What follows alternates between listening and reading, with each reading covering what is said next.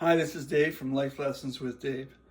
I'm not sure this is a life lesson, but it's something I wanted to share with you. A recipe I tried out this week for glazed almonds, and they came out really well, and I used them for some small gifts.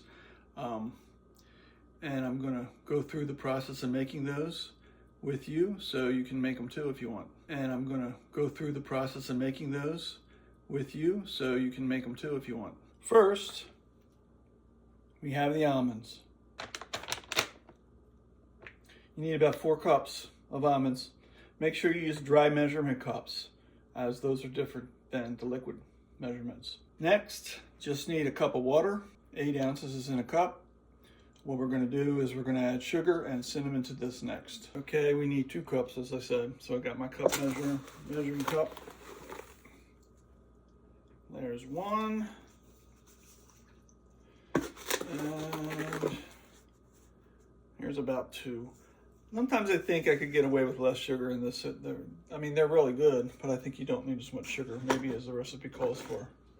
So I've been wanting to try with less, but haven't gotten around to that yet. Okay, so next we're going to need a tablespoon. So first we've got the cinnamon and my measuring spoons. 1 tablespoon.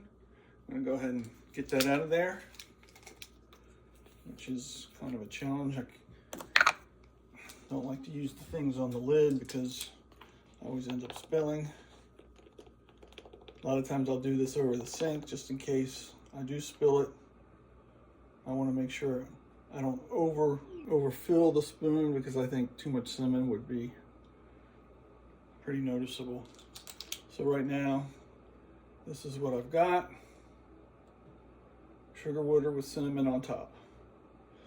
And you don't really need to mix it up here in the cup. What we're going to do next is we're going to get a frying pan or a pot. I use a skillet, and we're going to put this mixture in there to boil. But what I'm also going to do, which I've done the last couple of times, I'm not sure it's really necessary, but it was suggested in the recipe that I saw. And then I'm going to rinse the almonds off. I'll do that. And so the almonds that I add to the skillet will be washed. This is what I use to rinse off my almonds.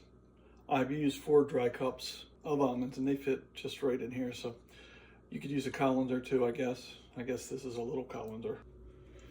So I just take the almonds, run some water over them, scooch them around a bit.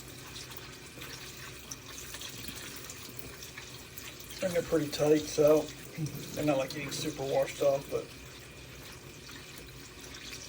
I guess it can't hurt. There we go. And here's my better shot of my mixture with the cinnamon and the water. So here's my skillet.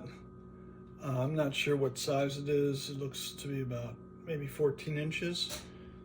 This generally gives me plenty of room. So now I'm I'm turning on high heat first. And I'm adding the cinnamon sugar water solution. There we go. So now I just have to wait for the water to boil, or the mixture to boil. In the meantime, I'm going to get out a cookie sheet. So we're starting to see it boil. All right, you can see we're starting to get some boiling here, but I want it to be a good even boil until that happens, and then we'll add the almond. Unfortunately, I was unable to capture the almonds coming out of the pan, but the almond mixture should boil down as much as you can to it's very syrupy and not a lot of moisture left. Unfortunately, I don't think I did this time. They didn't come out quite the way I wanted, so they're kind of glossy looking, but I'm hoping they still taste good. So here you can see the almonds are out on the tray. They're kind of in one big mass. They've cooled. Using the spatula in an attempt to break up the almonds. These almonds are a little more glossy than what I would have gotten on my previous tries. but they still taste very good. They are not quite as crunchy as the other ones that I've made.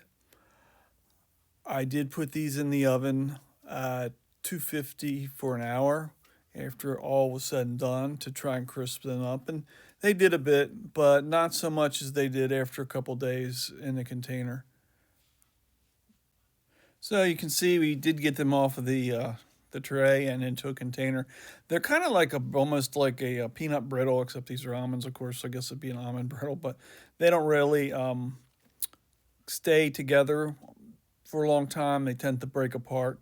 They're a little chewier than the counterparts that I've made in the past, but they're still taste good. And I'm going to try and remake these and repost a video with clearer instructions for some of the things that I wasn't able to show. I want to thank everybody for sticking through to the end of the video. I hope that you'll like and subscribe. Click those buttons now, and we'll be able to let you know when the new videos come out with the updated almond making, as well as probably some other nuts. I'm thinking peanuts will be the next attempt in addition to the almonds repeat. So thanks again. Be sure to leave any comments, and we'll get back to you. God bless and take care. Be safe.